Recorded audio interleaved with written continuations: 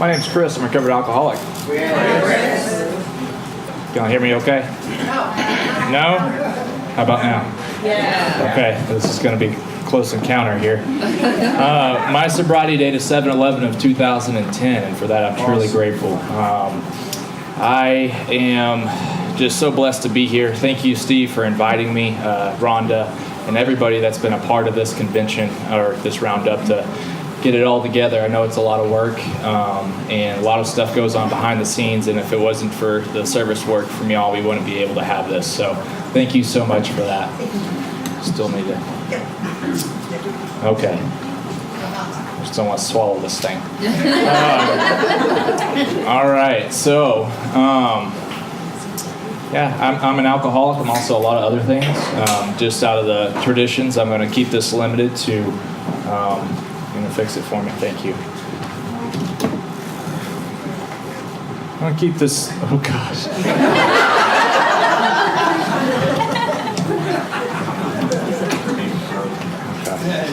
Is that okay? That's okay. Yeah, I think that's fine. Okay. So I'm going to, out of the traditions, I'm going to keep this limited as best I can to alcohol. Obviously, there's a lot of things that change the way that I feel, and I like all of those things. But out of the traditions and speaking for young people in AA, I'll keep that limited into a minimum. I guess I need to start from the beginning. I'm one of those, I believe I was born an alcoholic. I truly do. I honestly feel that way. Reason being, the first drink I ever had, I drank like an alcoholic.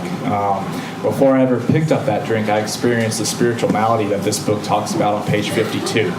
I experienced those things, just the fear, constant fear and worry, always feeling like I was less than, not able to be at comfort and a sense of ease, that's my problem. I wasn't able to regulate my emotions safely. I needed alcohol and other substances to do that. And,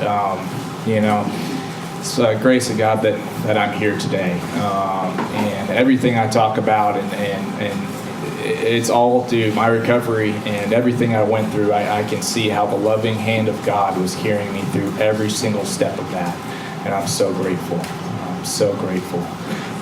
There's a lot of people that don't get to experience recovery ever, and very few people get to experience recovery and then their family be able to experience recovery. And my mom is here, and she's your next speaker for Al-Anon, and I'm so grateful to be a part of that. Not everybody gets that, not everybody does. So I'm truly blessed today, truly am. I guess, 6 years ago I was broken into this house, and this guy had come home and put a shotgun in my face and said, if he ever saw me again, he was going to kill me. In that moment, I had this little thought that, maybe my life's unmanageable. Notice I said maybe. There was a maybe in there, and today I don't have those experiences. I'm just blown away. So I'm going to tell you how I got to that point. So my first drink came at 15, as I said. I was at a party, and once I started putting that substance into my body, I liked the way that it made me feel. It shut down the voice, it made the anxiety and the fear go away, and I enjoyed that feeling. And I kept chasing that feeling until all of the alcohol in that house was gone. And there was a lot. From that moment, my life changed. That was like a spiritual experience for me. I'd never experienced that before, and my alcoholism and addiction took the next 5 years of my life. And so, in high school, I was still the good kid. I was really shy, really quiet. I was the one that would let everybody copy off their work in school. Did really well in school. I had to. My mom was a teacher there, and so I had no choice in that. Really didn't have too many consequences until my senior year. I failed some drug tests, and my mom got a personal call on her cell phone that said I'd had the highest level of THC in the urine test that they'd ever tested, and I was really proud of that. I couldn't wait to tell all my buddies, and man, that was great. Because of that, I wasn't able to play my senior year at track, which I've been on varsity since my sophomore year. I've been on the varsity tennis team since my freshman year. I didn't get to go to senior prom. I didn't get to go see my little sister at the state marching band competition. I couldn't do any extracurricular activities, and so I got to participate in other recreational substances during that time. And alcohol was always around. There's something about quality control there. Alcohol, once I started drinking, I just lost all control. And whatever there was, I was going to drink it until I couldn't drink anymore.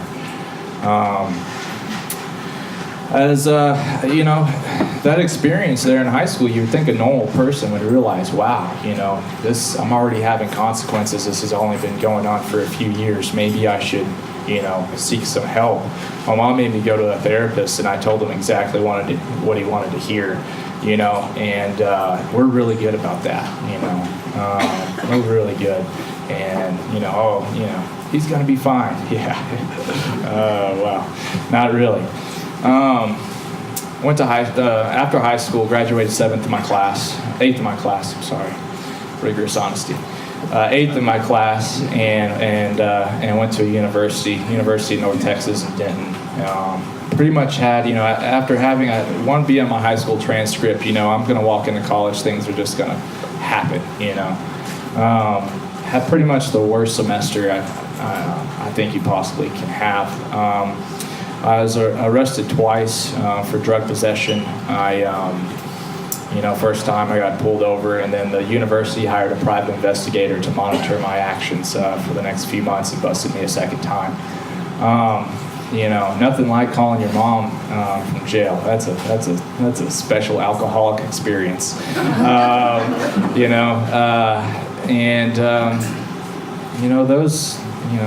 That happened. I got caught taking a test for somebody. They didn't like that very much, and I don't know. It wasn't that I was trying to destroy my education. It was that I had this fear and anxiety, and this depression that, whenever I was drinking, everything was okay. I truly believe alcohol and other substances are not my problem. They really aren't. They are my solution to my problem. And my problem became that once I had succumbed to that, to this vicious cycle, that I couldn't break free of it. And I got very, very sick. And as far as insight going through all this, there was a little. I think that I kind of knew something was wrong whenever I would have a buddy go buy me some alcohol, and I'd be sitting in the parking lot of my dorm, in my car, and just shotgun beers, by myself.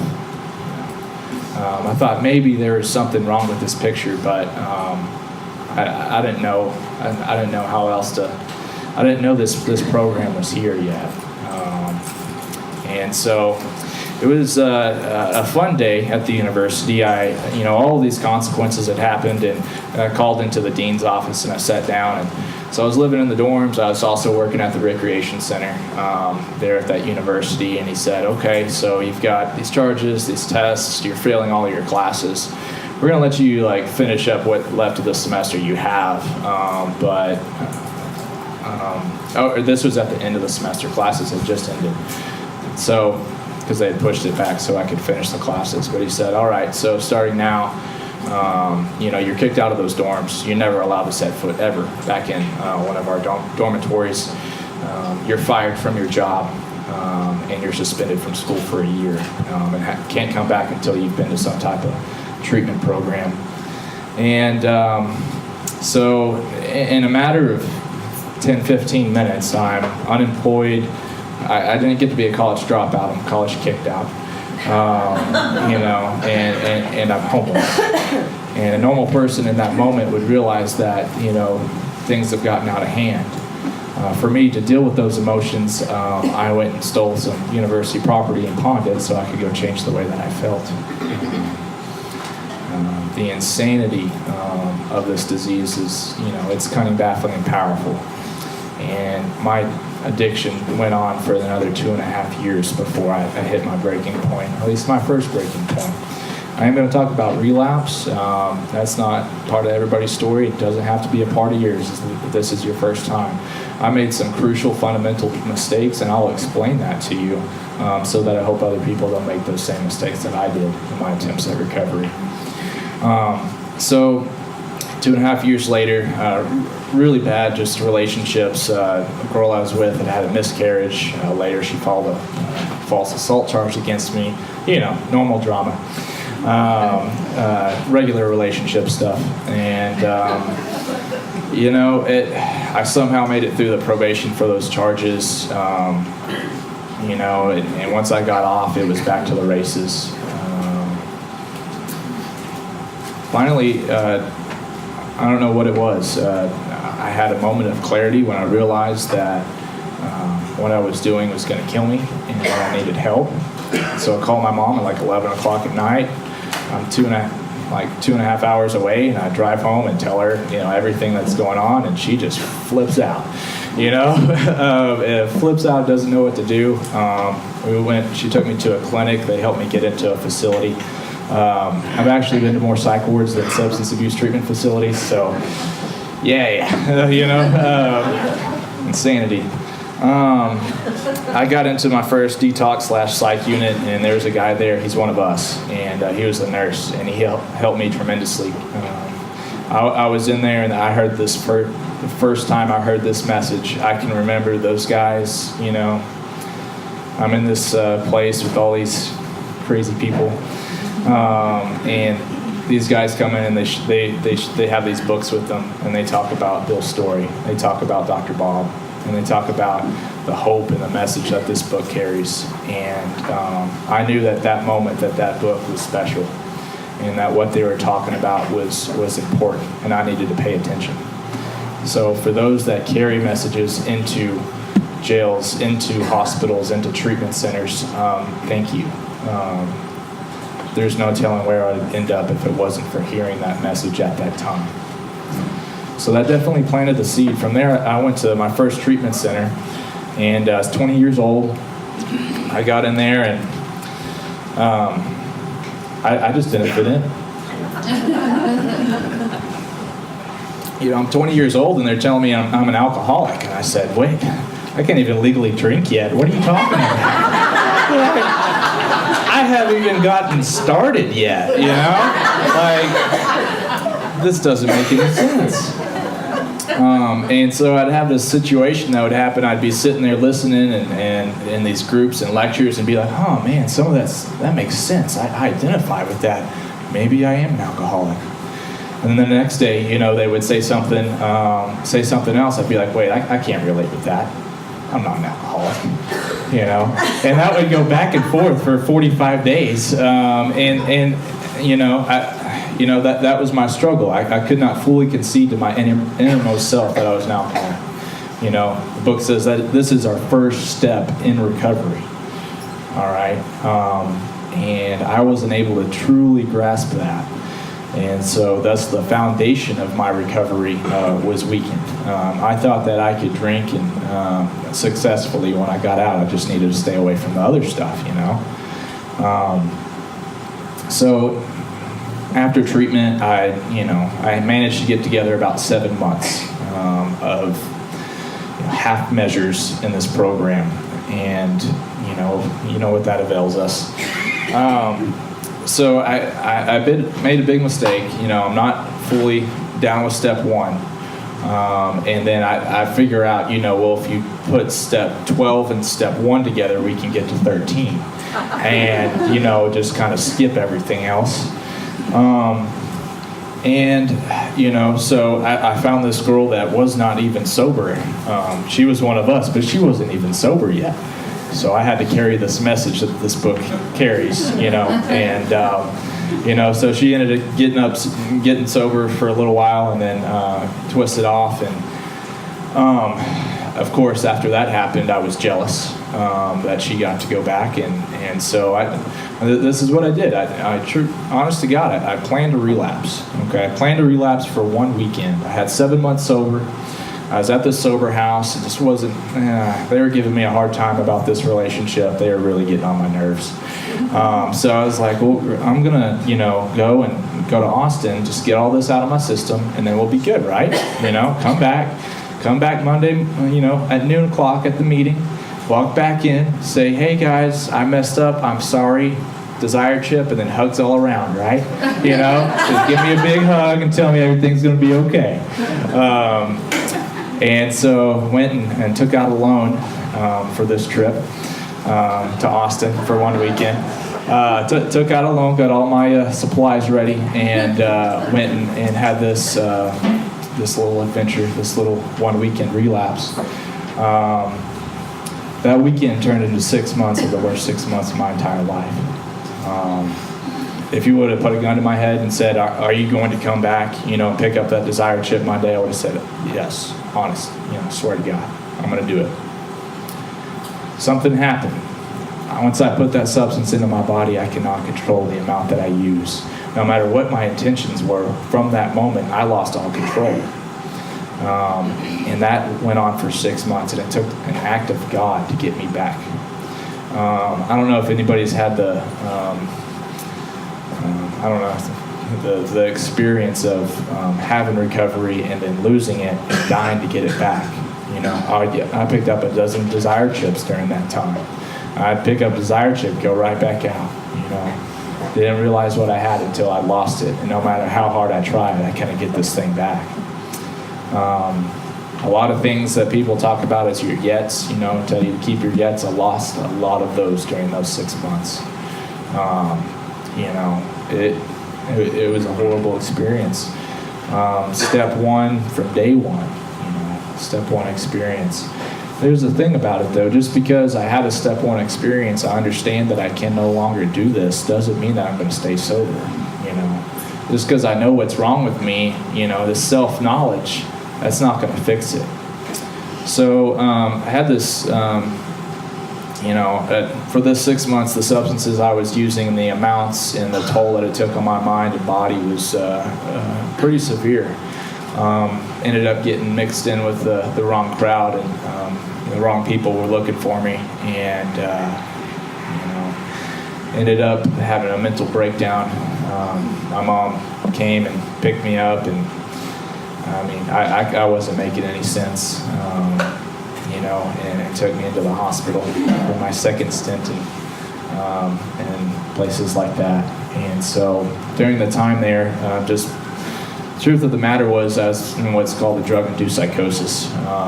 The doctors there diagnosed me with schizoaffective, which is mood disorder coupled with schizophrenia. And that was fun. A judge then court ordered me to up to 90 days in a state hospital. And, after a week or so, I'd snapped out of it. I actually slept for the first time in a long time. And I find myself in this place that I honestly didn't fit in. You want to talk about going from heaven to hell. I had the pleasure, and my mom helped me get into a really nice treatment facility.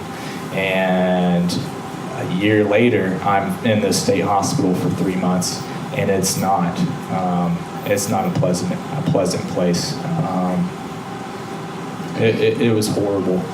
And through that, a person would say, you know what, maybe I really do have a serious problem this time. And those, I don't wish that upon anybody, and I don't ever want to put myself in that situation again. Truth is, no matter what my consequences are, or what my knowledge about myself and this disease is, that is not going to keep me sober. I got out of that hospital, went back home, stayed with my grandparents. I got this sponsor that, had a lot of time, had a lot of knowledge, used the big book, just awesome, right?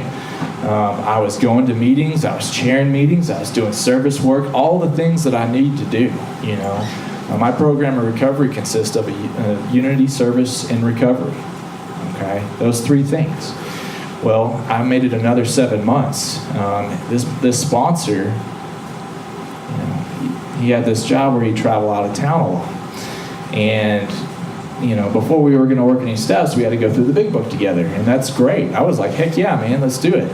Well, at 7 months sober, or dry actually, we were still reading Bill's story. And I hadn't worked a single step in 7 months. And I was sitting on my hands. And the spiritual malady was all over me. The mental obsession was eating at me every single day. I was trying not to drink, trying not to use again. I wanted to be sober. I wanted it so bad. And I knew what sober was. But I didn't have the guts to go to this sponsor who had 20-something years and tell him, you know what, man, this isn't working. I need to find somebody else. He just tell me, well, call me every day. Okay, that I can do that. I can go to these meetings, but that does not keep me sober. The only way that's worked for me is to work all three sides of this triangle, the recovery piece being my step work. And whenever I'm able to do those three things, I can stay sober and stay happy, joyous, and free. So, I'm working for the U.S. Census Bureau at the time. I got promoted twice somehow. And this relapse happens right in the middle of this job. And I'm signing, I'm 22 at the time. I'm signing payroll sheets for all these people. I'm in charge of like a team of 20. And, because that's the truth, man. When we're sober, we're great employees. We like show up on time. And we like don't call in sick all the time. And that stuff's weird. But, people like us. And so I got promoted. I had this really good money, no bills. I had all this money saved up from this job and relapsed in the middle of it just because I couldn't live anymore. That's what the book talks about as far as middle of the road solution, where I'm not drinking and using, but I'm not, in the middle of recovery working the steps and doing everything I need to do. Middle of the road does not work for me. I will return. And so that relapse was short but intense and very, very difficult. And I want to be clear, I'm not blaming that on my sponsor. That is all on me. Okay, he was busy. He had stuff going on. If that wasn't working, that's my responsibility to fire him. And the truth about it, if your sponsor's doing the right thing, they're not going to get offended. But I let somebody, I put somebody on a pedestal and felt like I couldn't let them down, which is totally backwards. My recovery is about me, my relationship with God, and my sponsor is helping me get there. If your and I'll say this, and this is my opinion, if your sponsor is not helping you get there, you need to find another sponsor. Okay. If a sponsee fires me, hey, that's great. As long as you get plugged in with somebody else, hey, you're not going to hurt my feelings. Whatever works for you. And that's how I feel about this because to me it is very important. Sponsorship is very important. So I had this little relapse, had the shotgun in the face thing, got that little experience, everything, that moment of clarity just happened right there, and I realized, you know what, that's it. This is it this time, and checked myself into treatment. My grandparents were starting to catch on. They had actually approached me as I'm packing my last bag to go to treatment. I'm fixing to walk out the door without telling anybody. They approach me in the hall and say, hey, we're worried about you. We found this stuff. What's going on? And I said, actually, I'm fixing to get in my truck and head to treatment. I already got it all set up. And so they were like, oh, okay, great, wonderful. So I go to my second time in treatment, and I didn't learn anything that I hadn't already heard. Maybe 2 or 3 little sayings, honestly. The only way I survived that with my past experience was working with people that were coming back, were coming into treatment for the first time. I'd hang out in the detox unit there in Center Point, Texas, and just hang out in the detox unit and talk to the new guys that are just like shaking like crazy, coming in there and are just, messed up, and sit down and listen to them, man. Just sit down and listen to them. I want to try to work any steps. I'm not going to sponsor anybody in treatment. But let's just sit there and listen, because I figured out that, when all else fails, work with another alcoholic will save the day. To keep my sanity, that's what it took for me.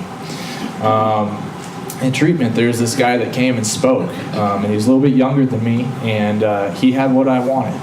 He was on fire for this program. He talked about the steps. He talked about his past, and we just related a whole lot.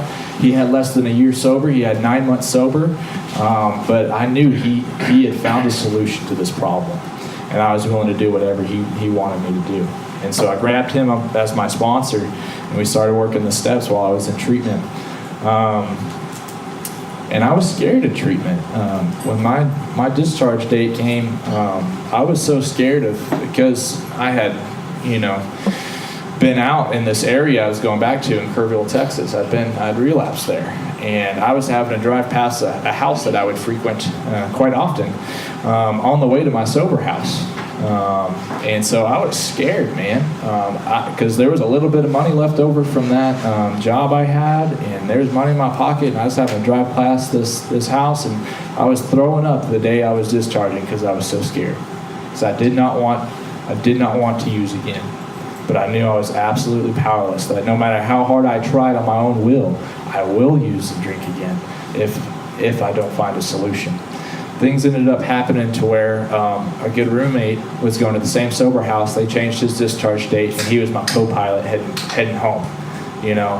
Already God doing for me what I can't do for myself, and helped me get to the sober house safely. At this point in my life, I'm 22 years old. I really have not a whole lot to my name other than a beat-up pickup truck and a bag of clothes. 2 bags of clothes. Okay, doing a little bit better. 2 bags of clothes, and my mom said, I'm helping you with your first month's rent at your sober house, and that's it. I'll pay for your cell phone, I'll pay for your car insurance, everything else, you're on your own. And whenever I got out of treatment, I did not look for a job. Because my experience was I could get sober, get a really good job, not do what I needed to do, and I would lose that job. The problem has never been making money and supporting myself. My problem has been destroying everything that I built back up. And so for my first 2 weeks in treatment, my first week out of treatment, I went to 17 meetings. Not because meetings only keep me sober, but because there was no other better place for me to be at that time in my early recovery. And I needed to dive back into this fellowship. It's like they say, it's like a boat. You get off, too close to the edge, you're going to fall off. We're like a banana. You get away from the bunch, you're going to get peeled. And so I dove in the middle of this fellowship and just stuck close to everybody. I was going through the steps with my sponsor, meeting with him multiple times a week. By 2 weeks, I was on step 9, and I made my first amends to my grandparents because they came into town. And it was awesome. Amends is where I get the most relief. And so I got to amend that relationship and follow through with what they wanted me to do to make that right. The very next day that I made that amends, a phone call came through the sober house. This is now 2 weeks. I don't have any money. I'm putting everything in God's hands. 2 weeks after I'd been out of treatment, day after I made that first amends, this random guy called the sober house and said, "Hey, does anybody there need a job?" And so the house manager came to me and said, "Hey, call this guy." I called him up, and he said, "Okay, all right, be there 5 a.m. in the morning." And I was like, "Oh God, that's early, I don't. No, but I was grateful. I knew that was. I didn't turn in an application. I didn't do anything. I had this job. I was a manual laborer for a plastering company. And that was really tough work. I would carry 80-pound bags of concrete and 2 5-gallon buckets of water everywhere all day long with a 3-hour commute back and forth, and do that for 8 to 10 hours a day. I'd go to meetings and people would be like, "Man, you working out? Like, golly." Granted, I was 138 pounds when I went into treatment. I'm 50 pounds heavier today. But I'm not working out now. But they had this this group of guys, man, and that I would work with, and they're us, they were not in recovery, and they were stopping by the store and getting 40s on the way home, and one of the guys would sell different things that I used to like to do, and on payday I was so scared I wouldn't go pick up my check. I would go to my sober house, get one of my roommates, we'd both go up there and get that check. I'd go cash that with him, and we'd go straight to go pay my rent at that sober house. I kept all my receipts for everything I ever purchased because I was so scared, that if I couldn't, I needed to show where my money was going. I didn't want to go back out there. I really didn't. And I put every safeguard I could find to make that happen. Continue to work with my sponsor, continue to make amends. My prayer and meditation was on point. I remember sitting in front of this sober house, man, was not the Holiday Inn by any means. It was a little rough. Actually, after I left there, it had been condemned by the county, not even a city. The county had to come into this house just outside of Kerrville city limits and condemn it just from the living environment. So I'm out on the front porch with a couch, I'm sitting on this couch and I'm praying and meditating, and all of a sudden as I'm doing that, the sun just gets up high enough and comes over the roof of the next house and hits me right across the face, just the sun's warmth. And in that moment, I knew that I was going to be okay. I knew that I was exactly where I was supposed to be, exactly when I was supposed to be there. And that, I've had, and today and all throughout my recovery, I have been very happy, very blessed, just very grateful. And that was one of the happiest moments in my recovery. With $5 in my pocket, pack of cigarettes, and about a quarter tank of gas in my truck. This manual labor job, and just busting my butt every single day. I was truly happy because spiritually, my spirituality had been treated through the process of the steps. And so we ended up doing a job. It's kind of crazy. We were working for a cryptology building for the NSA. And so you get the armed guards, they do the bomb checks and going into the work site. And you get up on this roof on this 3-story building, and there's armed guards sitting there watching you work with assault rifles on their shoulders, just to make sure we're not doing anything wrong. And so the whole time I'm sitting there, I'm just like, oh my God, don't these guys know who I am? Like, these are who I was running from all of these times, get myself in the psych ward. Just a trip, man. My higher power has a sense of humor. To be working for the people that I thought were looking for me, that was nuts, man. And right next to an airfield, Air Force base, and there's always jets and helicopters flying around. And that was interesting for somebody with 2 months sober. So ended up losing that job. I did another job for a little bit, but it wasn't working out. We just running out of work. And then I was, very important point of information. I made a commitment while I was in treatment. They told me stay out of relationships for a year. It's like, okay, half measures, 6 months. Okay, got it. I can do 6 months. And so I stayed out of relationships. I might say hi to a woman in recovery at a meeting if they approached me, but as soon as I said hi, I turned around and walked away because I cannot, I don't know. I'm powerless. I don't know. I had to work on myself, and I had to learn to be okay by myself. Very codependent, very unhealthy relationships growing up, through this time. And so that was so crucial. I don't know if I would be sober today. If I continue to work the steps, I'd assume I'd be sober. I'd probably make my recovery a lot harder than it had to be. I got a foundation of guys around me that know me, that understand, what I'm going through, that I can always rely on, and that is so important. So got into a relationship that didn't end up working out, but I was dating this girl at the time, and I was over at one of her friends' house, and this random guy showed up and was just like, hey, kind of talk like Steve. Like, hey, how you doing?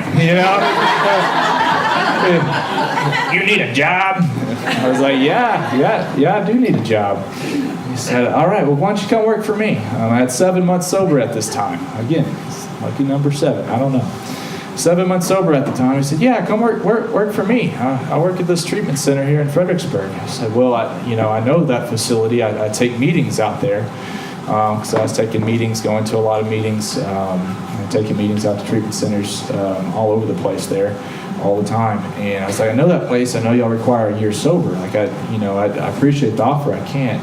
He's like, that's not what I asked you. Just come out there, come out there and apply. And so I start working at this treatment center with just over 7 months sober, and they give me the keys to the med cabinet, and I'm just like, what the heck, there's no cameras in there.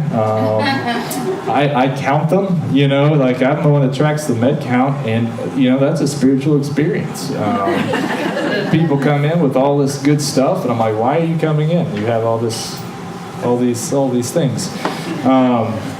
But never desired to use any of that stuff.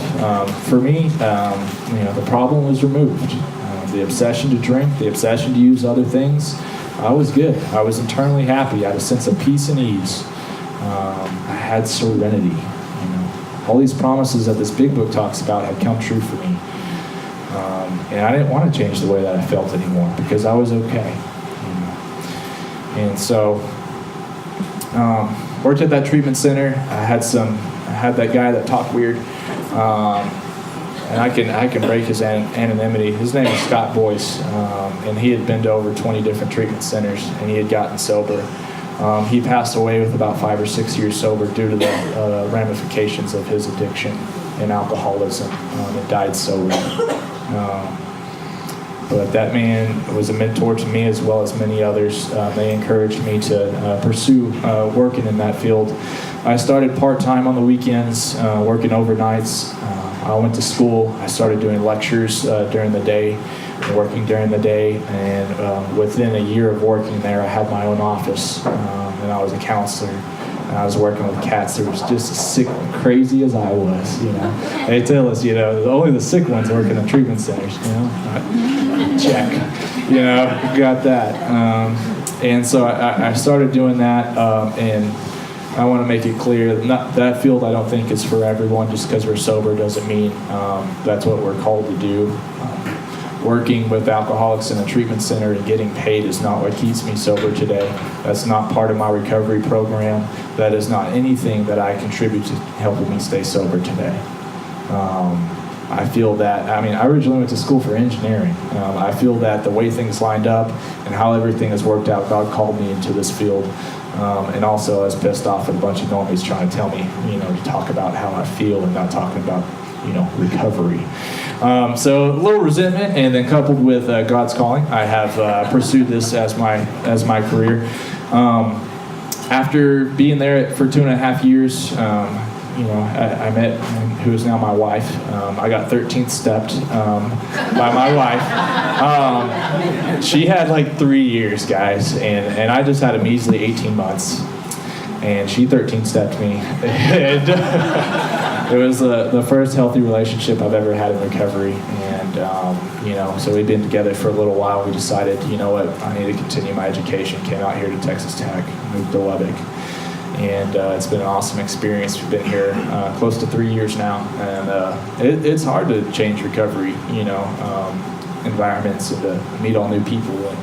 But Lubbock has been great. I like the recovery out here. Took a little bit of adjusting, but we all do it a little different, right? So it's been awesome. We had been here a few months, and Amber's mom, who was also in recovery, died suddenly in a motorcycle accident. And they were very close, and I knew her very well. One of the few, I guess mother-in-laws or, significant others' mothers that I got along with. And she was awesome. She was also in recovery, died sober. And that was really tough, and I got to be there for her to help her through that. Just because we get sober doesn't mean life is going to be easy. Life still happens. My experience is as long as I keep my program solid, I can survive anything. And she's a testament to that as well. God dang it, here I go. Since I got to Texas Tech University, this is my 6th college to attend. I graduated in December with a 4.0 GPA. Thank you. The center is awesome. I'm grateful for that place. I also started working at a treatment center once I got up here, and I've worked there. I work as a counselor, admissions counselor, helping Allen Honors and AAers, helping us get help, and it's great. I recently got accepted to graduate school for marriage and family therapy, and I'll be starting that in the fall, in one of the best programs in the nation here at Texas Tech. And I mean, if you would have come to me 5.5 years ago and said that, you know what, on this date you're going to be sitting here, in this church talking to all these people, talking about how awesome my life was, and and you would have told me all the gifts that I've been given in recovery, I would have said that you needed treatment more than I did. I would have said that, I appreciate what you're saying, but you're more insane than I am. You need to come, take my bed. I'll help you get in there. Oh man, so many amazing gifts have been just bestowed upon me and my family, and Amber and I got married on 7/11 on my 5-year anniversary. The dates just lined up perfectly. We got married here in Lubbock, and it was awesome.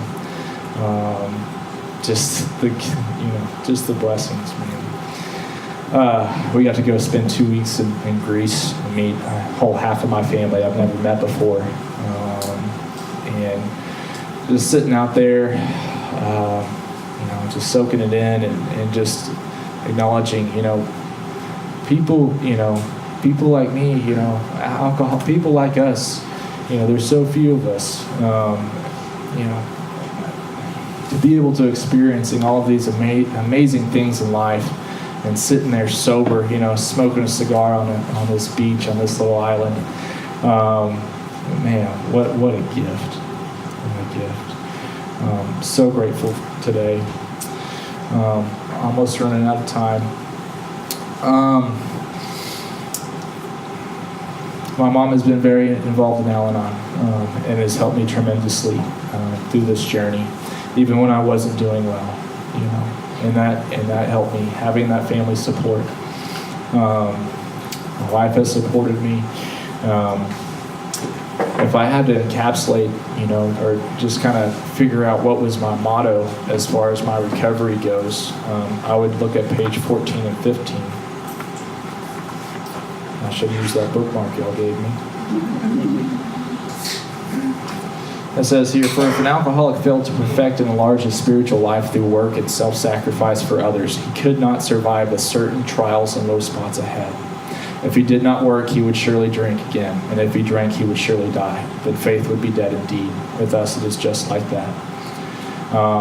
Service is an important part of my recovery today. I sponsor others. I make it a point to, get out of myself and help somebody else. The doors were open, the lights were on when I came in, and I'm going to do my best to ensure it's the same way when I leave. If I can help one person get sober, and that person then goes on to help another, and another, and another, it's just like a ripple across the lake, man. We have no idea how many people we can help. And the fact about it was, I've had a lot of therapy, I've had a lot of medication management, I've been to a lot of treatments, I've been to a lot of doctors and nurses, and I've been to jail a few times, and probation officers' offices, and dean's offices, and nobody helped me until I sat down with another alcoholic. Nobody helped me. And that's the fact. We can help when nobody else can.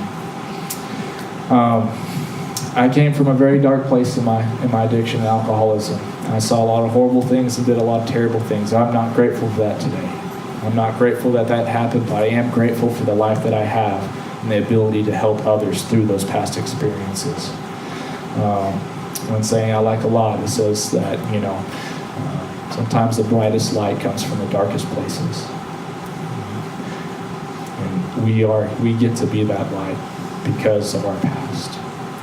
And only we can help others, guide them through this darkness into this recovery. It's been an honor and privilege to be here. Thank you so much.